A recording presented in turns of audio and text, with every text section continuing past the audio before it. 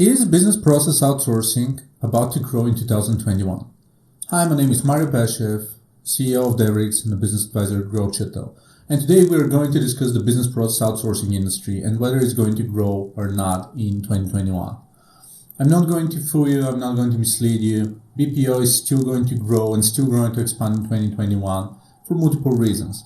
Even though remote working is now more popular than ever and we are entering a new ecosystem of companies getting used to working remotely, this is shutting down certain opportunities for certain types of businesses that were previously more suitable for on-site teams. But regardless, remote companies still need to deal with certain operations and certain types of services that are available as outsourced solutions.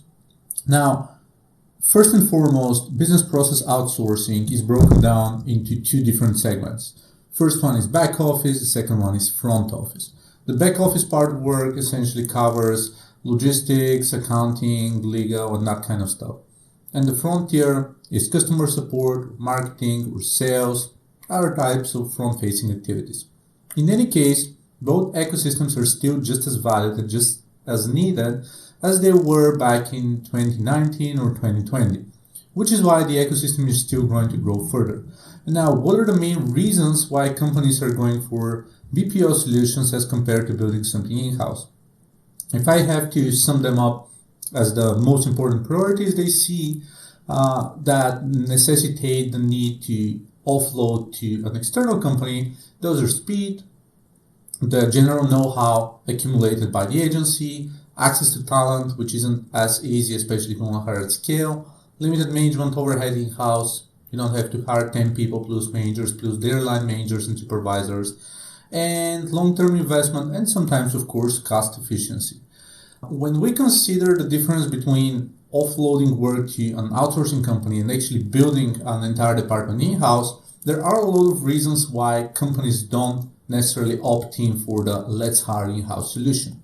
First one is small teams, they don't have the expertise to find the right hire, to vet them, to onboard them, or to train them.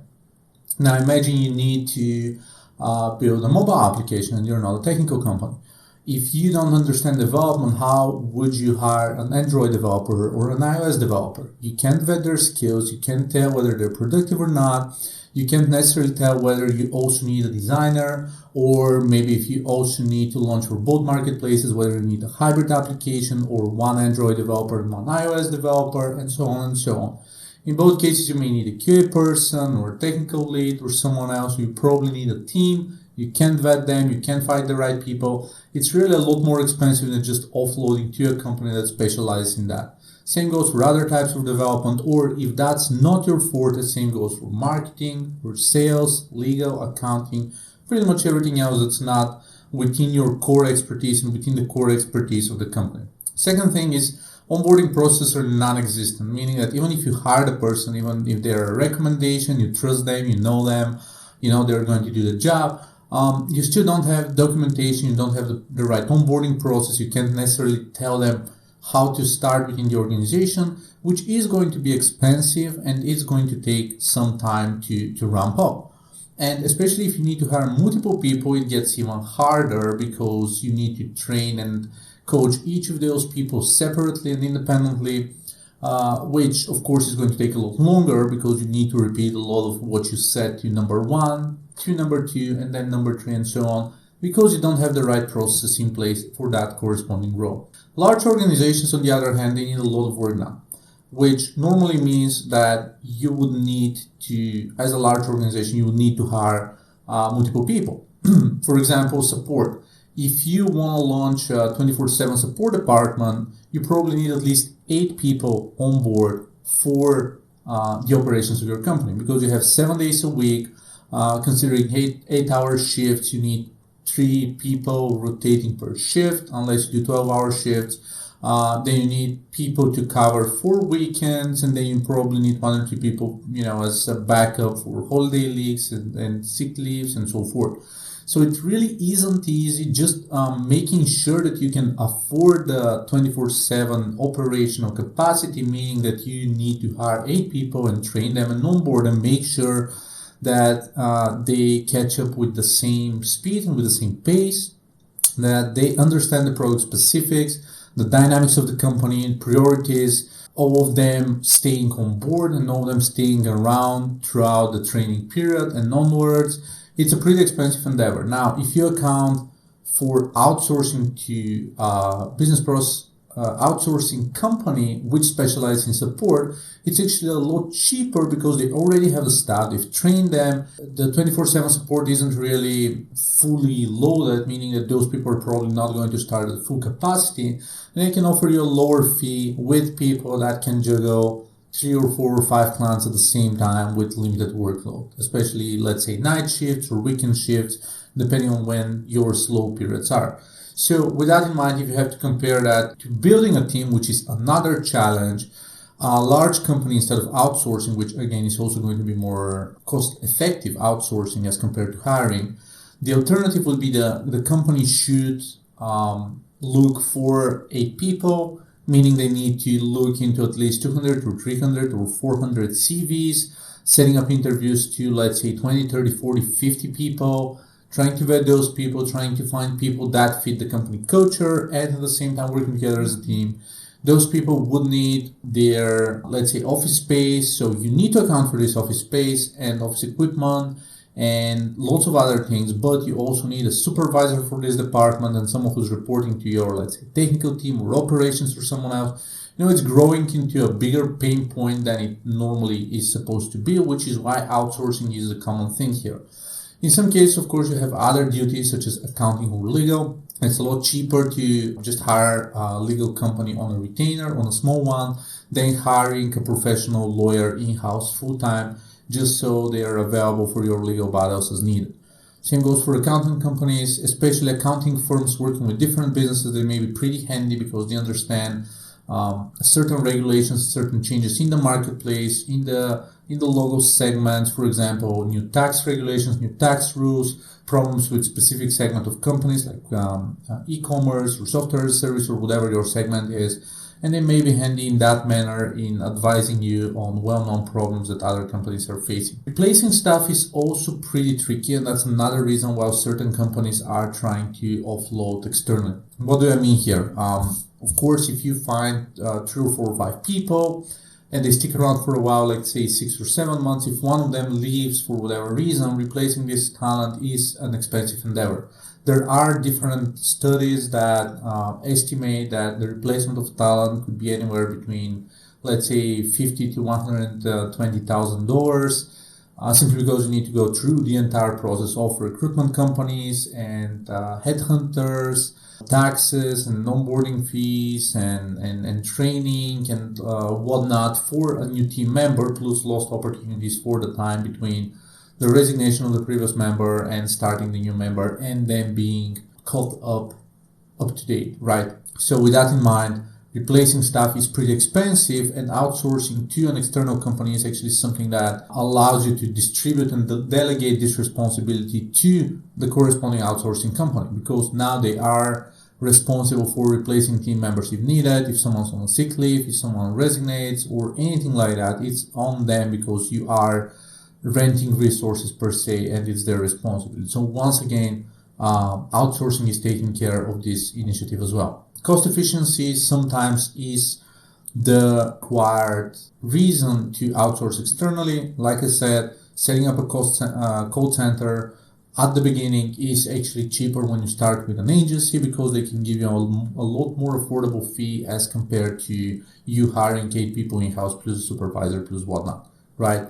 In some cases, especially coming from higher economical standard countries or states like California or New York or Massachusetts in the States, or let's say Sweden or Norway in Europe, or Japan or Singapore in Asia, for example, then outsourcing may actually be performed for cost efficiency reasons. Like, for example, Singapore and Australia are often outsourcing in the Philippines or Indonesia or other places around the world.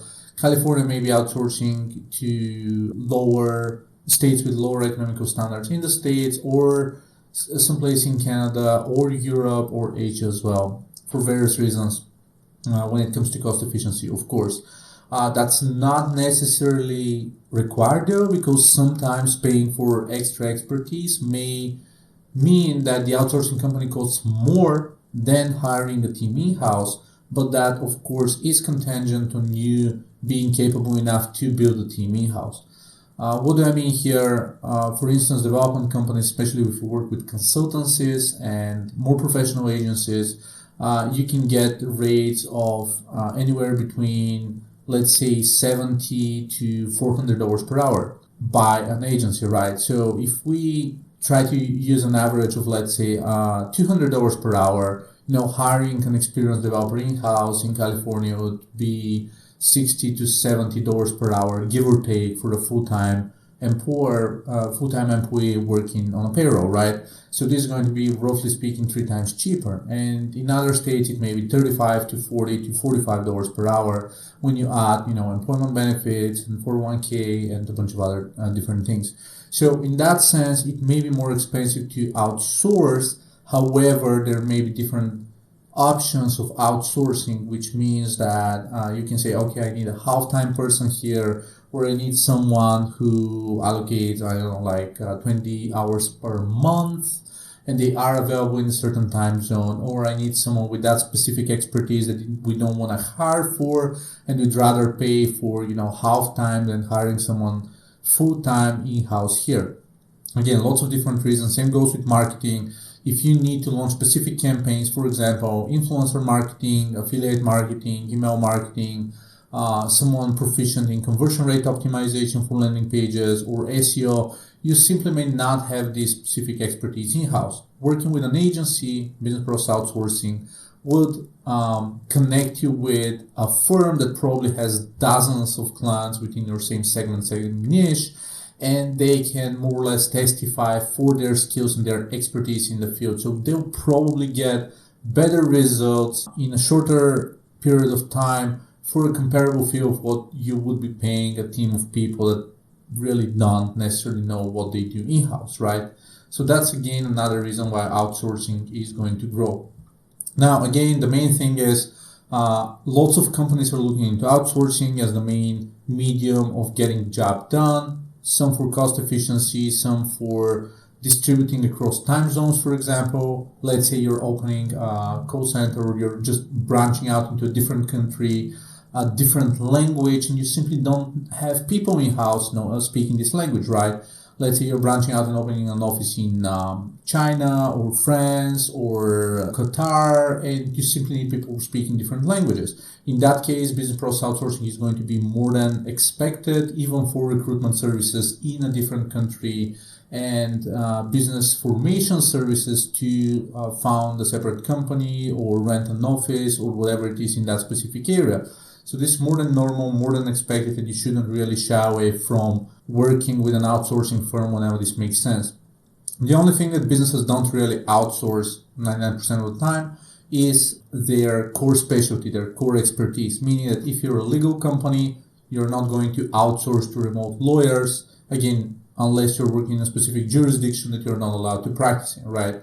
If you're a developer, you're probably not going to outsource to another development company unless you are, let's say, hardware development, programming microcontrollers or stuff for cars, and you need a company to handle your websites alongside with marketing, right?